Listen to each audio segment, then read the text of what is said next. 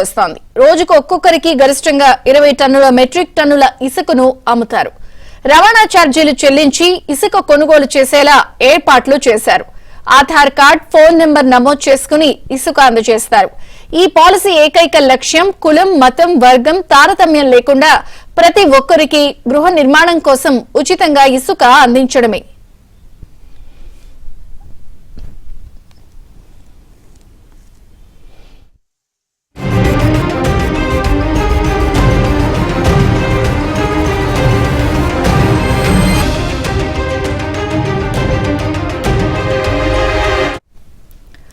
గత తెలుగుదేశం ప్రభుత్వంలో 2016-19 వరకు ఉచిత ఇసుక పాలసీని అమలు చేసింది.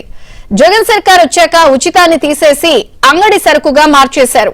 జగన్ పాలనలో రీచ్లతో సంబంధం లేకుండా 20 టన్నుల ఇసుక లారీ గరిష్టంగా 46,000కు అమ్మారు. ట్రాక్టర్ ఇసుకను 13,000కు అమ్మారు. పెరిగిన ధరలతో గత 5 ఏళ్లు నిర్మాణ రంగం కుదేలైంది. ఫలితంగా భవన నిర్మాణ కార్మికులు ఉపాధి కోల్పోయారు.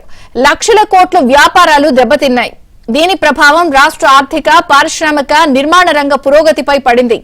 ఇవేవీ పట్టించుకొని జగన్ తన పంథానే కొనసాగించారు. ఫలితంగా ఇసుక దొరక్క ప్రజలు అల్లాడిపోయారు. సొంత ఇల్లు నిర్మించుకోవాలి అన్న ఆలోచనే మానుకున్నారు. తాము అధికారంలోకి వస్తే మళ్లీ ఉచిత ఇసుక అమలు చేస్తామని ఎన్నికల ముందు చంద్రబాబు పలు వేదికలపై హామీ ఇచ్చారు. టీడీపీ కూటమి అధికారంలోకి వచ్చిన వెంటనే ప్రజలకు ఇచ్చిన హామీని నెరవేర్చారు.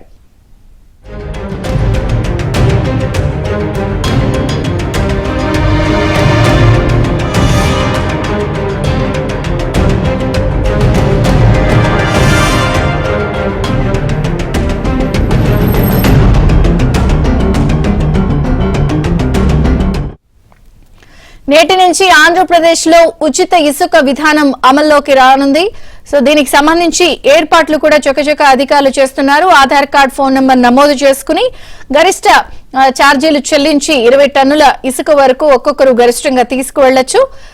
మరిన్ని వివరాలు రీచ్ల దగ్గర నుంచి మా ప్రతినిధి పూర్ణ వివరాలు అందించడానికి సిద్ధంగా ఉన్నారు. పూర్ణ, ఓవర్ టు యు.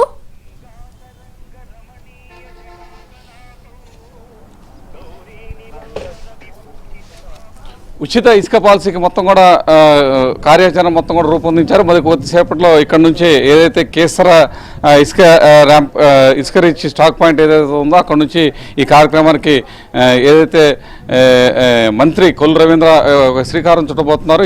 మనం చూడొచ్చు మొత్తం కూడా ఏదైతే స్టాక్ పాయింట్లో ఉన్న ఇసుక మొత్తాన్ని కూడా టన్ను 325 రూపాయలు, అంటే అక్కడ స్టాక్ పాయింట్స్ దగ్గర దూరాన్ని బట్టి వాటికి యొక్క విధి విధానాలను బట్టి వేరు రేట్లో రూపొందించడం కూడా జరిగింది.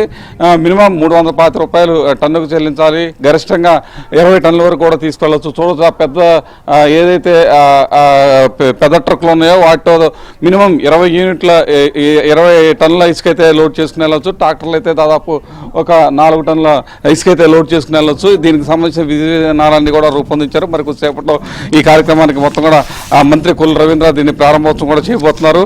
అయితే ఈ ఉచిత ఇసుక వల్ల మొత్తం కూడా ఎవరైతే భవన నిర్మాణ కార్మికులు ప్రధానంగా లబ్ధి పొందుతారు. ఎందుకంటే వాళ్ళు ఇప్పటి వరకు గత 5 సంవత్సరాలుగా వైసీపీ అవలంబించిన విధానాల వల్ల, ఇసుక విధానం వల్ల మొత్తం కూడా తీవ్రంగా నష్టపోయాం అని కూడా ఇప్పటి వరకు చాలా మంది భవన నిర్మాణ కార్మికులే కావచ్చు, లేకపోతే భవన నిర్మాణ యజమానులే కావచ్చు, వీళ్ళంతా కూడా తీవ్ర ఆవేదన కూడా వ్యక్తపరుస్తున్నారు. ఎందుకంటే నిర్మాణ రంగం పెను భారంగా మారింది. ఇసుకే దాదాపు 50,000 పెట్టి కొనుగోలు చేయాల్సిన పరిస్థితి ఏర్పడిందని చెప్పి వాళ్ళంతా కూడా తీవ్ర ఆవేదన, దాదాపు ఒక 5 సంవత్సరాల నుంచి వాళ్ళంతా కూడా తీవ్ర ఆవేదన అయితే వ్యక్తపరుస్తున్న పరిస్థితి నెలకొంది. అయితే వీటన్నిటికీ చెక్ పడుతూ ఏదైతే అటు యువగళం పాదయాత్రలో లోకేష్ దగ్గరికి వచ్చిన విన్నపాల నేపథ్యంలో కావచ్చు, లేకపోతే చంద్రబాబు ఇచ్చిన హామీలు, ఎలక్షన్లో ఇచ్చిన హామీ నేపథ్యంలో మొత్తం కూడా ఉచిత ఇసుక పంపిణీకి మేము ఖచ్చితంగా కట్టుబడి ఉంటామని చెప్పి ఏదైతే ఎన్నికల్లో హామీ ఇచ్చారో ఆ విధానానికి మొత్తం కూడా ఈ రోజు నుంచి ఆ విధానం తిరిగి ప్రారంభోత్సవం కాబోతుంది. మరి కొద్దిసేపట్లో ఉచిత ఇసుక విధానం మంత్రి కొల్లు రవీంద్ర ఇక్కడ ప్రారంభించబోతున్నారు. ఏదైతే 2020లో తీసుకొచ్చిన ఇసుక విధానం ఏదైతే ఉందో పాలసీని మొత్తం కూడా రద్దు చేస్తూ 2024 నూతన ఇసుక పాలసీని మరి కొద్దిసేపట్లో మొత్తం కూడా దాన్ని అమలు చేయబోతున్నారు. మొత్తానికైతే చూడవచ్చు ఏదైతే ఇసుక ఫ్రీ ఇసుక వల్ల మొత్తం కూడా అటు భవన నిర్మాణ నిర్మాణ కార్మికులు అలాగే యాజమాన్యులు ప్రధానంగా పూర్తి స్థాయిలో లాభపడతారని కూడా చెప్తున్నారు. ఎందుకంటే నిర్మాణ వ్యయం భారీగా తగ్గిపోయే అవకాశం కూడా ఉంది. ఎందుకంటే ఇసుక ప్రధానంగా అంటే ఏ కట్టడానికైనా ఏ నిర్మాణానికైనా మొత్తానికి ఇసుక అయితే ఖచ్చితంగా అవసరం. అందుకనే ఇసుక అందుబాటులో తీసుకురావాలన్న టీడీపీ సర్కార్ మొదటి నుంచి కూడా దీని మీద ఒక ప్రణాళిక రూపొందించుకుని అందరికీ ఉచిత ఇసుక అందించాలనే ఉద్దేశంతో మొత్తం కూడా ఇసుకను అయితే ఈ రోజు నుంచి కూడా పంపిణీ చేయడానికి మొత్తం కూడా రంగం సిద్ధం చేసుకుంది. ఎవరైతే ఈ స్టాక్ పాయింట్స్ అంటే ఒక ఎన్టీఆర్ జిల్లాలో చూస్తే 8 స్టాక్ పాయింట్లు మొత్తం కూడా గుర్తించడం జరిగింది. ఆ స్టాక్ పాయింట్స్లో మొత్తం కూడా ఇసుకని దాదాపు ఒక 20 రోజుల పాటు ఈ ఇసుకని తరలించేందుకు కూడా అవకాశం ఉంది. ఎందుకంటే 20 రోజుల వరకు సరిపడా నిల్వలు ఈ స్టాక్ పాయింట్లో ఉందని కూడా అటు అధికారులు చెప్తున్నారు. ఒక్కో స్టాక్ పాయింట్లో ఎంత ఉంది ఏంటి అనేది కూడా పూర్తి స్థాయిలో మొత్తం కూడా ఇప్పటికే లెక్కలు తీయడం కూడా జరిగింది. దాదాపు ఒక ఎన్టీఆర్ జిల్లాలోనే 5 లక్షల టన్నుల ఇసుక లభ్యత ఉందని చెప్తున్నారు. దాదాపు ఒక 10-15 రోజుల వరకు కూడా లభ్యత ఉండే అవకాశం ఉందని కూడా చెప్తున్నారు. మరోవైపు దీని తర్వాత అంటే ఫర్దర్ యాక్షన్ ఎలా ఉండబోతుందనే దాని మీద కూడా ఒక విధి విధానాలు రూపొందించారు.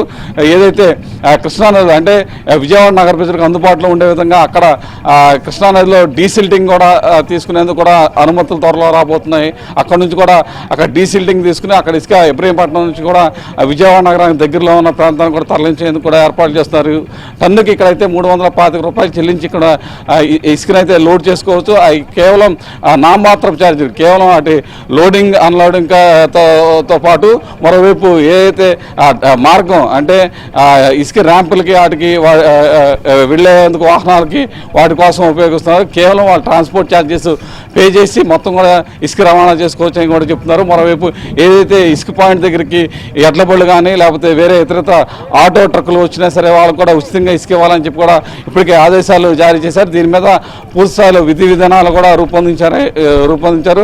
అటు అన్ని శాఖలు అంటే ఇక్కడ స్థానిక సచివాలయ సిబ్బందితో పాటు అటు మైన్స్ రెవెన్యూ శాఖ అందరూ సమన్వయంతో ఈ మొత్తం కూడా ఈ ప్రక్రియ పూర్తి స్థాయిలో దీన్ని ఆచరణలో తీసుకురాబోతున్నారు. అయితే ఈ మొదటి వారం రోజుల్లో ఇక్కడ ఏమన్నా లోటుపాట్లు ఏమైనా ఉన్నాయా అనే వాటిని పూర్తి స్థాయిలో పరిశీలించి ఆ తర్వాత వాటిని ఏ విధంగా అధిగమించాలన్నదా అన్న ఉద్దేశంతో కూడా ముందుగా ఇక్కడికి ఉన్నతాధికారులు కూడా ఇక్కడికి కొద్దిసేపట్లో రాబోతున్నారు.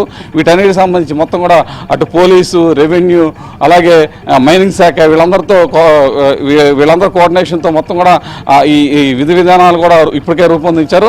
మరి అంటే ప్రభుత్వం తీసుకున్నటువంటి అనాలోచిత నిర్ణయాల్లో ఇసుక అనేది ఒక బంగారంగా మారిపోయిన పరిస్థితి. ఇప్పుడు ఏదైతే విధానం కొత్తగా ప్రవేశపెట్టిందో నేటి నుంచి అమల్లోకి వస్తున్న విధానానికి గతానికి ఇప్పటికీ ఉన్న ఎగ్జాక్ట్ తేడా ఏంటి? గతంలో ఎలా ఉండేవి రేట్లు, ఈ రోజు పరిస్థితి ఏంటి?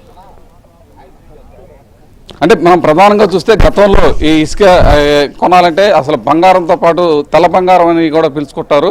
ఎందుకంటే అంత రేట్లు కూడా వెళ్ళిపోయినాయి. దాదాపు ఒక ట్రక్ అంటే మనం వెనకమాల చూస్తున్న ట్రక్కు దాదాపు ఒక అంటే 20 టన్నుల లారీ చూస్తే దాదాపు మనం 40,000, 50,000, 60,000 రూపాయలు కూడా చెల్లించిన పరిస్థితి నెలకొంది. ఒక ట్రాక్టర్ ఇసుక దాదాపు 10,000 రూపాయలు కూడా చెల్లించిన పరిస్థితి నెలకొంది. ఏది గత 5 సంవత్సరాల్లో చూస్తే కనుక. కానీ ఇప్పుడు వాటన్నిటి కూడా చెక్ పడే అవకాశం కూడా పూర్తిగా కనపడుతుంది. ఎందుకంటే కేవలం అంటే ఆ ట్రక్ వచ్చేపాటికి అంటే దాదాపు 20 టన్నుల ట్రక్కు కేవలం ఇక్కడ 6,000 రూపాయలు చెల్లిస్తేనే ఆ ట్రక్ మొత్తం కూడా ఫుల్ శాండ్తో వెళ్ళిపోయే పరిస్థితి ఉంది.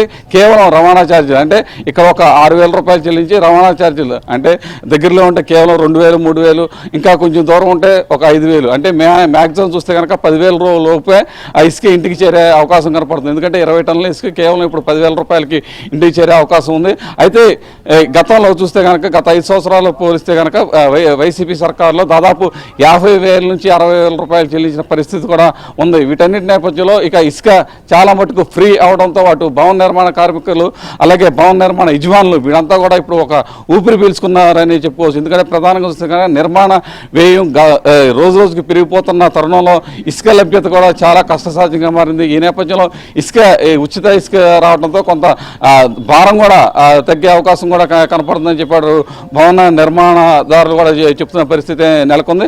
అయితే ప్రధానంగా చూస్తే కనుక ఇతర రాష్ట్రాలకి తరలి వెళ్లకుండా కట్టుదిట్టమైన చర్యలు అయితే అధికారులు చేపడటం కూడా జరిగింది. ఎందుకంటే ప్రధానంగా ఎన్టీఆర్ జిల్లాలో పక్కనే కనుక తెలంగాణ రాష్ట్రంలో కూడా ఇసుక వారికి కూడా అవసరాలు ఎక్కువగా ఉన్నాయి. ఈ నేపథ్యంలో అక్కడికి ఎవరన్నా అక్రమంగా తరలిస్తే వారి మీద కఠిన చర్యలు అయితే తీసుకుంటామని చెప్పి కూడా ఇప్పటికే అధికారులు హెచ్చరికలు జారీ చేశారు. ఎవరన్నా రాష్ట్రాలు దాటించి అంటే పక్క రాష్ట్రానికి కానీ ఎక్కడికన్నా కనుక ఈ ఇసుకను కనుక తరలిస్తే వారి మీద కఠిన చర్యలు తీసుకుంటామని చెప్పి కూడా అటు రెవెన్యూ అటు పోలీస్ అధికారులు కూడా ఇప్పటికే హెచ్చరికలు జారీ చేశారు. ఈ నేపథ్యంలో ఖచ్చితంగా వాళ్ళ ఆధార్ అడ్రస్ వారి డెలివరీ పాయింట్ అడ్రస్ కూడా తీసుకుని అక్కడ ఖచ్చితంగా ఇసుక వెళ్లే విధంగా కూడా మొత్తం కూడా ఒక మార్గదర్శకాలను అయితే రూపొందించడం కూడా జరిగింది. ఎట్టి పరిస్థితుల్లో ఎక్కడో కూడా అంటే అవకతవకలు పాల్పడకుండా కఠినమైన చర్యలు కూడా తీసుకోవాలి అని చెప్పి కూడా స్పష్టమైన ఆదేశాలు వచ్చినాయి. ఈ నేపథ్యంలో మరి కొద్దిసేపట్లో ఇక్కడ నుంచి ఈ ఉచిత ఇసుక రవాణా కూడా మంత్రి కొల్లు రవీంద్ర అంటే మైనింగ్ శాఖకు సంబంధించిన మంత్రి ఆయనే కావడంతో ఆయన వచ్చి దీన్ని ప్రారంభోత్సవం కూడా చేయబోతున్నారు. అట్లాగే రాష్ట్ర వ్యాప్తంగా అన్ని ప్రాంతాల్లో కూడా ఈ ఇసుక విధానాన్ని ఆచరణలో తీసుకురాబోతున్నారు. అంటే ఈ రోజు ఇచ్చేటువంటి ఏదైతే ఉచిత ఇసుక విధానం ఉందో ఉన్న ప్రత్యేకమైన మార్గదర్శకాలు ఏంటి? అంటే ఈరోజు ఖచ్చితంగా ఎవరైతే ఇసుక తీసుకెళ్ళాలి అనుకుంటున్నారో అంటే ఎవరు సామాన్యులు కానీ ఎవరైనా తీసుకెళ్ళాలనుకుంటున్నారో వాళ్ళు ఖచ్చితంగా ఆధార్ కార్డు ఫోన్ నెంబరు వాళ్ళ డెలివరీ అడ్రస్ ఎక్కడికి ఇసుక తీసుకెళ్తున్నారు అనేది ఖచ్చితంగా వారు ఇక్కడ చెప్పాలి. మొత్తం కూడా డిజిటల్ పేమెంట్ అంటే ఇక్కడ ఒక క్యూఆర్ కోడ్ని ఏర్పాటు చేశారు. ఆ డిజిటల్ పేమెంట్ ద్వారానే ఇసుక మొత్తం కూడా చేయాలి. గతంలో అయితే కేవలం క్యాష్ అండ్ క్యారీ అన్న నేపథ్యంలో మొత్తం కూడా 5 సంవత్సరాలకు వైసీపీ సర్కార్ అయితే చేసిన విధానం అంటే అక్కడ డబ్బులు చెల్లించి తీసుకెళ్ళాలి. కానీ ఇక్కడ మొత్తం కూడా డిజిటల్ ట్రాన్సాక్షన్స్ ఇక్కడ మొత్తం కూడా నమోదవుతాయి. ఎందుకంటే మొత్తం కూడా పారదర్శకంగా ఉండాలన్న నేపథ్యంలో మొత్తం కూడా ఈ డిజిటల్ ట్రాన్సాక్షన్కి అయితే శ్రీకారం చుట్టారు. మొత్తం కూడా ఆన్లైన్ విధానంలోనే మొత్తం కూడా ఇసుక డబ్బులు చెల్లింపులు కానీ మొత్తం కూడా ఉంటుంది. మరోవైపు ఎవరైతే ఇసుక తీసుకెళ్తున్నారో వాళ్ళు ఖచ్చితంగా వాళ్ళ ఆధార్ కార్డుతో పాటు వాళ్ళు ఎక్కడికి ఆ డెస్టినేషన్ ఎక్కడికి డెలివరీ అవుతుందన్న దాని మీద కూడా స్పష్టంగా అంటే వాళ్ళ అడ్రస్ కూడా నమోదు చేయాలి. ఎందుకంటే ఆ డెలివరీ పాయింట్ దగ్గరికి అక్కడికే వెళ్తుందా లేదా అన్న దాని మీద కూడా అక్కడ సచివాలయ సిబ్బంది కూడా దాన్ని మానిటరింగ్ చేస్తారు. ఇక్కడ సచివాలయ సిబ్బంది మానిటరింగ్ చేస్తారు. అట్లాగే మైనింగ్ శాఖ కూడా దీని మీద ఒక కన్నేసి ఉండిద్ది. అదేవిధంగా అటు పోలీసులు కూడా ప్రత్యేకమైన దృష్టి ఎస్సీబీ అధికారులతో పాటు అందరూ కూడా దీని మీద ప్రత్యేకమైన నిఘా కూడా ఏర్పాటు చేసి ఎక్కడో కూడా అవకతవకలు జరగకూడదన్న ఉద్దేశంతో కూడా మొత్తం ఈ రవాణా వ్యవస్థను కూడా కట్టుదిట్టం చేశారు. ఎందుకంటే ఖచ్చితంగా ఆ డెస్టినేషన్ పాయింట్ ఎక్కడ ఏంటి అనేది ఎక్కడికి తీసుకెళ్తున్నారు డెలివరీ పాయింట్ ఎక్కడ అనేది కూడా స్పష్టంగా మెన్షన్ చేయాలి. అక్కడ కాకుండా ఆ డెలివరీ పాయింట్ లో కాకుండా చేస్తే ఆ వెహికల్ ను కూడా సీజ్ చేసే అధికారాలు కూడా అటు పోలీసు అధికారులకు అయితే ఇచ్చిన పరిస్థితి నెలకొంది. ఖచ్చితంగా ఎక్కడో కూడా చిన్న ఒక్క అవతకలు కూడా జరగకుండా మొత్తం కట్టుదిట్టమైన ఏర్పాట్లు అయితే ఇక్కడ అన్ని శాఖల వారు చేశారు. Thank you Purna.